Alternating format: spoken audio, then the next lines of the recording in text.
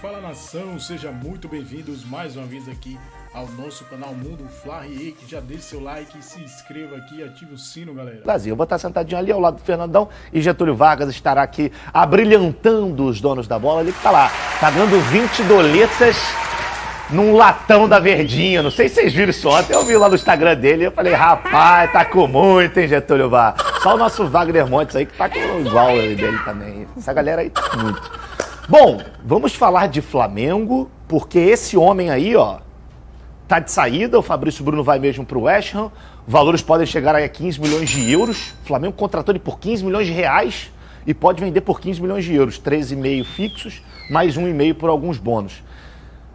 Irrecusável, né? Isso aqui é investimento, meu amigo. Isso aqui é investimento. Cara. Disserte sobre o Thiago Carvalho, por gentileza. Cara, primeiro, acho que é quase que uma gratidão ao Fabrício Bruno em muitos pontos. Primeiro porque, esportivamente, o Fabrício Bruno entregou muito bem no Flamengo. Acho que ele foi o jogador mais regular da última temporada, quando o Flamengo precisou, porque não foi um bom ano para o Flamengo e o Fabrício se manteve bem. O Fabrício tem o desejo de jogar na Europa e já deixou isso claro em outras oportunidades, que se chegasse uma proposta que fosse rentável para o Flamengo, interessante para o Flamengo, que aceitasse, porque é um sonho dele. O Fabrício tem 28 anos. 28 anos hoje não é uma idade que facilmente a gente vê um jogador ir para a Europa, principalmente para jogar numa Premier League. Então, assim, pô, é bom para os dois lados, né? É muito dinheiro para o Flamengo em relação ao valor de mercado do Fabrício por ter 28 anos. Eu acho que o Fabrício Bruno vai entregar um bom futebol ainda a nível de Europa, mas é quase que aquela... Você não tem mais como moldar esse jogador. Ele é um jogador que está pronto. Ele chega para jogar. Então, se ele chegar lá e não der certo, dificilmente você vai dar mais tempo para ele entregar. É quase que uma aposta de muito risco. Mas eu acho que é bom para os dois lados. Eu acho que ficou bom para o Fabrício e para o Flamengo, principalmente. Ô, Fernandão, e aí, assim, eu acho que o Thiago, ele sintetizou muito bem. Ficou bom para o Flamengo, ficou bom para o Fabrício, ou seja, ficou bom para todo mundo.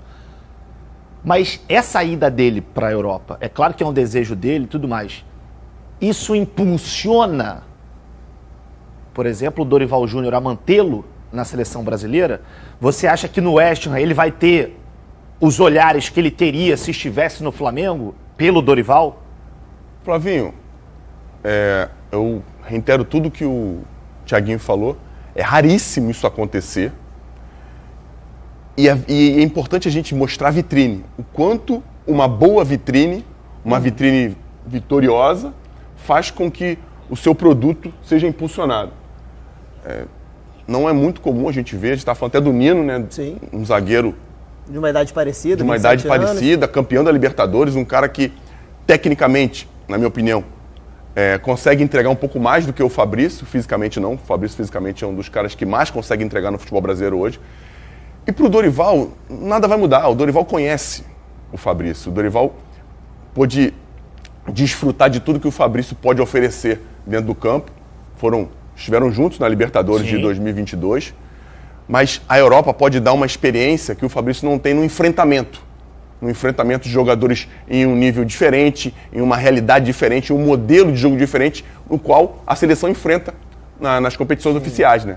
Não até sim, na Copa América também, porque todos os caras que vêm jogar nas seleções aqui sul-americanas jogam no futebol europeu, ou a grande maioria. Ele ainda vai ter duelos com jogadores que podem ser adversários da seleção brasileira no futuro. Que isso aí. Né? E nesse enfrentamento ele vai adquirir uma experiência que não tem em modelos diferentes de jogo que ele não jogou. Assim, a gente tem que ser realista e dizer que a Premier League está na frente da gente com relação a certas ideias de jogo, mas enfim, boa sorte para ele. Tem muito a entregar para o West Ham. É isso aí, tomara que o Fabrício Bruno tenha bastante sucesso. Lembrando que recentemente o Balbuena, que era do Corinthians, também saiu do Corinthians, foi lá para o West Ham e foi muito bem. Uma pena que o West Ham não está em nenhuma competição europeia na próxima temporada, mas certamente com o Fabrício chegando as coisas vão mudar. Recadinho do GV, intervalo rápido. Classificar. O que precisa? Vencer. Até. Eu acho que o Flamengo não tem que pensar o que precisa. O Flamengo tem que vencer o Milionários. Estamos falando de um jogo dentro do Maracanã. O Flamengo já tinha a obrigação de já estar classificado nesse momento, não era nem para debater isso, e contra o Milionários que não tem mais nada a fazer na Libertadores. E diante de um Milionários que deve vir com o time desfalcado, porque eles vão jogar no domingo. Ou seja, o jogo de terça será 48 horas após a partida deles de domingo no Campeonato Nacional.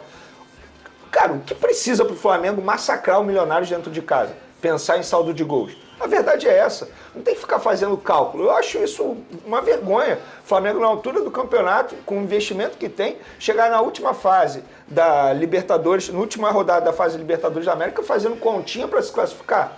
Não, acho que os jogadores eles têm que ter vergonha na cara, honrar a camisa que eles vestem e saberem que o Flamengo está nessa situação na competição porque eles colocaram, porque eles jogaram mal. E aí o Flamengo, na minha opinião, tem que amassar o Milionários. É um jogo já perdido, só para cumprir tabela para o time rival, e o Flamengo não, tem que vencer e se classificar bem, jogando bem, mostrar um futebol que mostrou contra o Corinthians e contra o Bolívar, não o futebol que mostrou contra o Amazonas, que foi muito abaixo. Talvez esse jogo contra o Bolívar possa sim ter sido uma virada de chave na competição, Flávio Vinick, em relação ao Flamengo e a Libertadores, né? Mas acontece que o Flamengo já fica numa situação complicada para ser o primeiro do grupo. Aí não depende mais dele para ser o primeiro colocado. Eu acho que era uma obrigação pelo elenco que tem o Flamengo ser o primeiro dessa chave. Já não consegue mais. Não depende dele. Pode até conseguir caso o Bolívar perca em casa, uma situação muito difícil de acontecer. Então, o Flamengo pode até ganhar de 10-0, mas no empatezinho lá do Bolívar, o Flamengo segue em segundo, que para mim já é uma decepção o Flamengo se classificar em segundo. E aí, vamos lembrar, vai chegar nas oitavas de final, vai pegar um primeiro colocado, pode pegar um Palmeiras, um Atlético Mineiro, um River Plate e vai decidir fora de casa. O que aconteceu no ano passado, quando decidiu fora com o Olímpia? Saiu. Então já se coloca numa situação difícil. Inclusive, que não era pode pegar o próprio Bolívar, sabia? É mesmo? No sorteio pode acontecer sorteio, isso. pode acontecer. É verdade, pode porque acontecer. é o primeiro. Ele pode Exatamente. pegar a mesma chave. É isso aí. E aí, ô Lucas Pedrosa, não só o empecilho de pegar um clube naturalmente mais forte, porque ficou primeiro em sua chave, mais do que isso, é decidir fora de casa. Eu acho que esse seria o maior problema para o Flamengo. A gente mostra como é o Flamengo no Maracanã e como é o Flamengo fora do Maracanã na temporada. Quando você projeta uma Libertadores, que você tem Palestino, Milionários e Bolívar no seu grupo, um time como o Flamengo, a obrigação é passar em primeiro vencendo todos os jogos, tá? A verdade é essa. Você pode tropeçar um aqui, outro ali na altitude, porque realmente é uma situação muito aquém do futebol, mas que também você está preparado. Inclusive, a gente citou aqui que o Tite, junto com o Fábio Marecidian e a equipe dele, são equipes preparadas para jogar nesse tipo de situação, porque tiveram 2 eliminatórias aí de Copa do Mundo nas costas. Então, quando o Flamengo estava com 4 pontos aqui, eu ainda estava no programa, eu falei, cara, isso é um absurdo, as pessoas não estão se atentando a isso. As pessoas não estão se atentando que o Flamengo tem 4 pontos num grupo como esse, é um completo absurdo. Então, novamente, você ter uma situação de poder decidir fora de casa, de pegar adversários fortíssimos e cair nas oitavas de final, isso aí seria uma tragédia, inclusive, para a própria previsão do Flamengo orçamentária, porque o Flamengo é um time que busca chegar à final, que busca ser campeão. Então, assim, é preocupante, é difícil pelas atuações, é um time que oscila muito, como oscilou também agora na Copa do Brasil, e continua oscilando na temporada. O mínimo que o Flamengo tem que fazer é passar para as oitavas de final. Mas, sem dúvida alguma, num planejamento, começando uma Libertadores, você pensar que já nas oitavas de final você vai decidir fora de casa, talvez contra um adversário forte, pra mim, é uma decepção a campanha do Flamengo. Põe na tela aqui que tem uma careca nos trend tops do Twitter. Cadê? Aí o Pedrosa. É o que estão falando dele, gente, do Pedrosa. Coutinho, muito bem. Eu pensei que fosse o retorno dele num jatinho aqui pro SBT Esportivo.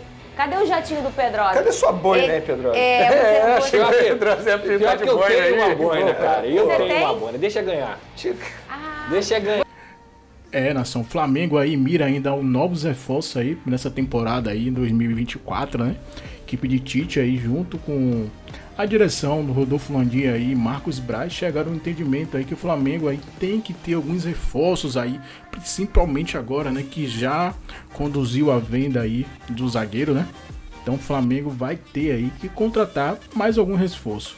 Então o Flamengo vai mirar aí na janela de transferência alguns reforços. Então o Flamengo se prepara para abrir os cofres aí em busca de reforço significativo para a sua equipe na próxima janela de transferência que abre agora no mês de julho, para ser mais preciso, daqui a um mês, né? Com a folha salarial que já é mais alta do Brasil, na casa de 25 milhões de reais por mês, o clube mostra sinal de sustentação visando aumentar ainda mais a competitividade do elenco para a restante da temporada. O presidente Rodolfo Landim é o responsável aí por essa estratégia. Então, o Flamengo aí, sobre o comando aí do dirigente Landim, visa algumas contratações que podem ser anunciadas em breves, como por exemplo o atacante Vitor Roque, que atualmente aí é uma joia que saiu do Atlético Paranaense, foi vendido para o Barcelona. O Flamengo estaria pensando em de um empréstimo. Esse reforço é parte de um plano inicial aí maior para preparar o clube para o Mundial de Clubes, destacando o compromisso contínuo com o sucesso do cenário internacional. Entre nomes considerados para reforçar o elenco rubro-negro, além de Roque, estão Danilo da Juventus e Alex Sandro, que também joga pela equipe italiana.